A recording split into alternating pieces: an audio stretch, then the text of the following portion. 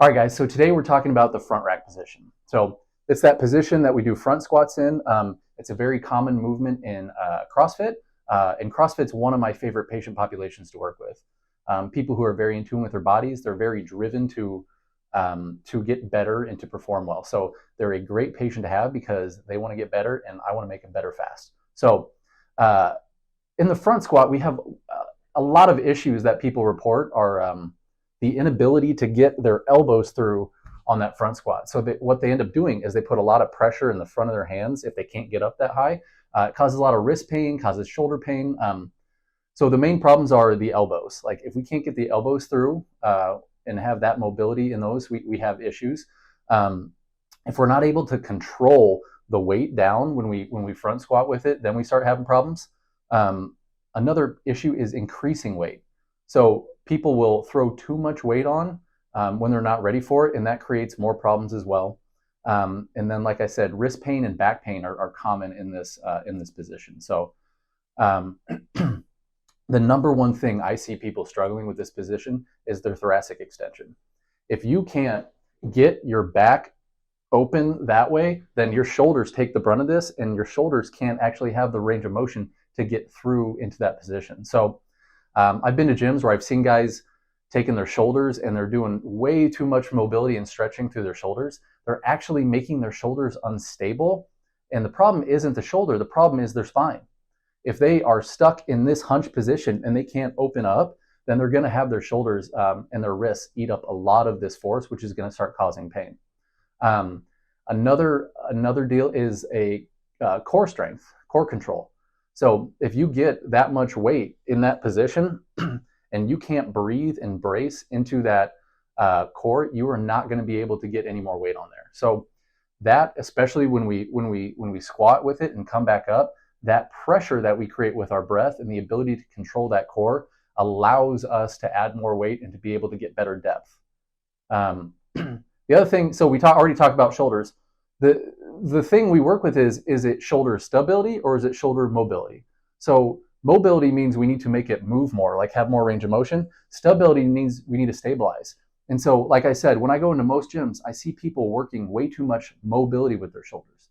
Your shoulder is already the most mobile joint in the body. So when you take the shoulder and you keep throwing stretches and pulls and people will band it up on the rig and yank down into it, you're just increasing risk of injury with that shoulder. So most people, if we get the right muscles activated and we create stability in that shoulder and you learn how to use it efficiently, that actually will free up more range of motion.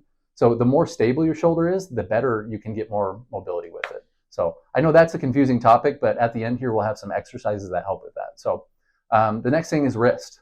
So a lot of people have very stiff wrists and they can't get up underneath and catch the weight in that front rack position and be able to stabilize it there. So because of that, the shoulders end up doing more work like we talked about, and then that core has to work a lot harder to strain in order to keep that weight afloat. So when you go down into that depth and get your squat depth and then come back up, you'll see a lot of people shifting the bar because their wrists aren't mobile enough to handle that weight. So at the end of this video, we're going to have some exercises coming up to show you how to improve some of these things. And obviously, if you continue to have issues, let us know, give us a call. We'll be more than happy to help. Like I said, this position is one of my favorites, and CrossFit is one of my favorite sports and athletes to work with. All right, so this first exercise, we use a lot for getting thoracic mobility, thoracic extension, and it actually indirectly also helps get the shoulder moving a little bit too. So what you're going to do, you're going to find a bench, a table, counter, doesn't really matter.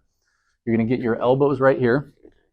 I like to lace my hands behind my neck, and then you are just going to take your sternum and try and drop it to the floor and come back up.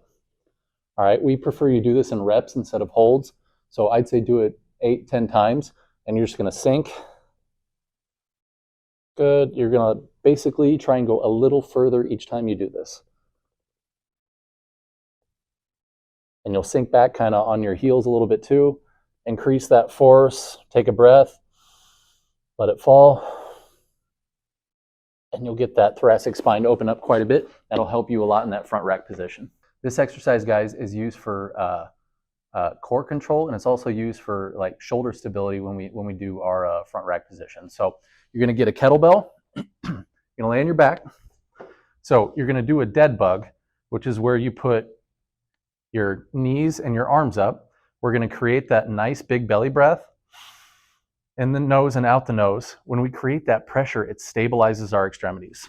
And then what you're gonna do, you're gonna take that kettlebell and you're just gonna drop it. This all stays stable. This back stays nice and flat. That big belly breath, you're just gonna go backwards with it. Okay, so the goal with this is not to arch the back. It's to maintain that breath throughout the entire lift. And I would do it basically tap that kettlebell. So tap and back. So we're increasing stability here and we're making sure our core is getting activated and protecting ourselves that way. So I would do maybe 10, 12 reps of this. Use it as a way to warm up and get ready for your lift.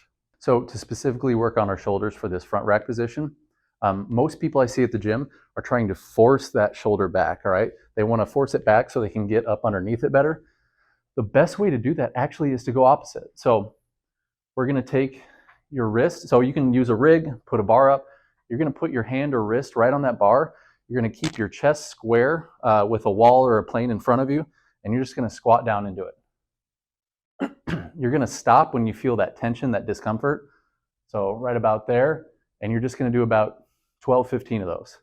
All right, so the more you do, the further you should be able to get. And I'm not doing the best job, but when you go down, don't rotate into it, okay? You want to stay square and stop when it makes you stop. Use that to get those shoulders warmed up for that front rack position. All right, so we're going to show you what we call wrist CARs, controlled articular rotations. It's a way to open up those wrists if you're trying to get into a front rack position or doing a push-up. So what you're going to do is we are going to put our elbows pinned to our sides, our underneath of our forearms, the white side of our forearms. We're going to try to tan those as best as we can. And we're going to first start, we're going to come up, in together, real nice and slow. We're trying to grind out these joints, bring them up and around, back up. So that was one rep. We're going to go 2 more reps this way. Good. Real nice and slow, really trying to grind out that joint. Now, we're going to reverse this. So we're going to still go up towards us, and then we're going to try to reverse out away from each other, bringing them nice and in. And this is actually a lot of work. If you take it real nice and slow and you actually move through those tough positions instead of just fast forwarding through it, you're going to get a lot of bang for that buck. Whew.